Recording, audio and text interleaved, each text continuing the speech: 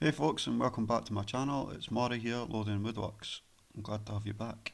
Today I'm going to be demonstrating the chuck type rotary tool that I got with this laser from Aeon Laser. So to begin with, as you can see, I'm taking out the honeycomb bed. This provides us with two things: extra height and a nice flat solid base for the rotary tool to sit on.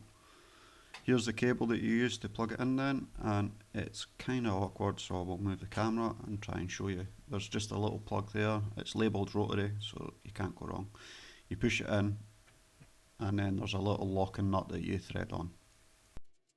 So with this project, I'm going to be lasering this cup that my wife has. I am pushing the machine, sorry, not the machine, the rotary tool to its limits because it's capable of engraving the outside edge of up to 100mm in diameter. So to make the cup fit on the machine, I had to bend over the little tabs that are on the handle there that you just seen. This piece of tape is centered on the engravable area, just so I've got a reference point for lining up the laser. So using some of the marks on the chuck teeth there, I'm just visually aligning the cup so that it's fitted properly within the chuck.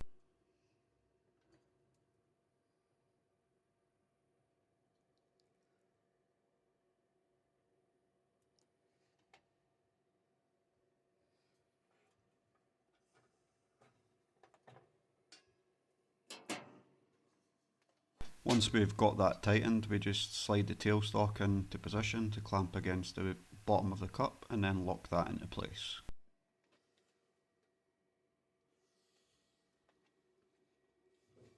Here I'm just moving the rotary tool into the centre of the bed itself and using the marks on the bed, roughly aligning the rotary tool so it's parallel to the gantry. Using the keypad at the side then, I'm lowering the bed so that we can align the rotary tool with the laser head.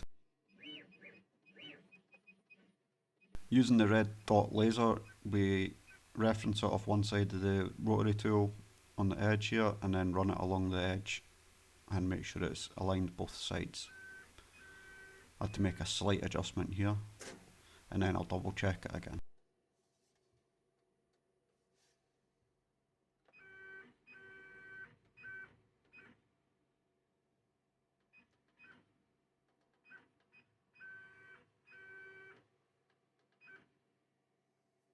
Now that I'm happy with the alignment of the rotary tool itself, it's time to line up the laser head with the centre of the cup.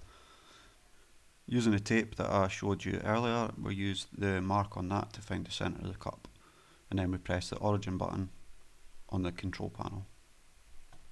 I did forget to mention that you'll need a set of digital calipers to measure the diameter of the cup or the object that you're engraving.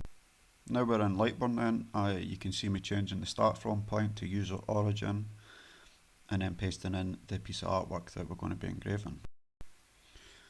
So here I changed the user origin to the middle when I should have chose the bottom part, and you'll see why shortly. Going up to laser tools then, we select rotary setup.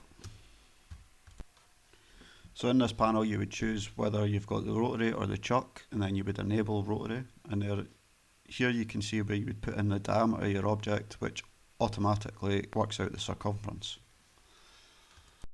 Also important to check that the enable rotary selection is green there as well, and then we go into settings. For this I'm choosing a speed of 500mm a second and a power of 45% for both the max and minimum power.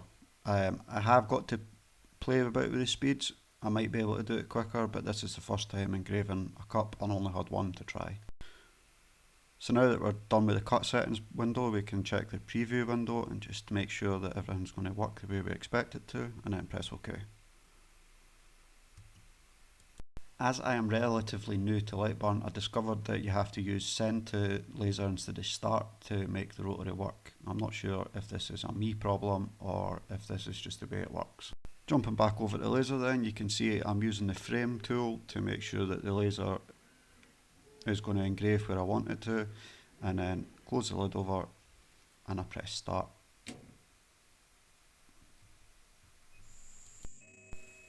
So as I said before, I'm relatively new to Lightburn, so I'm still learning as I go, and as you can see here, I messed up the origin, which I go back and fix by selecting the bottom middle. And then I'll send the updated file to the laser and retry. So I don't exactly know what happened there, but it did mess up the start of this engraving. Had this been for a client, obviously the cut would have got scrapped and I would have had to start all over, but it's for the wife. It was a test piece and she said if I messed it up it's fine, so we just continued with the engraving. So I have sped up and cut out large parts of this engraving just so we can speed through it. Otherwise you'd be sitting here for about 15 minutes watching it engraving. Now that engraving's finished, then we'll get the rotary tool chuck key. The chuck key's got a built-on spring so that when you are adjusting the chuck or putting your object in, you don't forget that it's in there and leave it in there when you start the machine, causing all sorts of problems.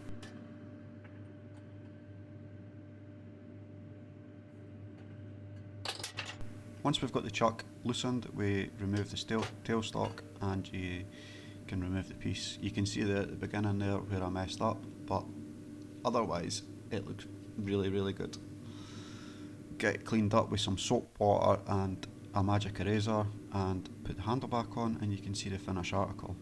I'm really impressed with how this has turned out, even though I messed it up. I think it looks really smart. Well, it might not be the most perfect tutorial in the world, but I hope this video's been helpful and it gives you an insight on how the rotary tool with the Mira 9S works. Thanks for watching guys, please like the video and subscribe. Cheers.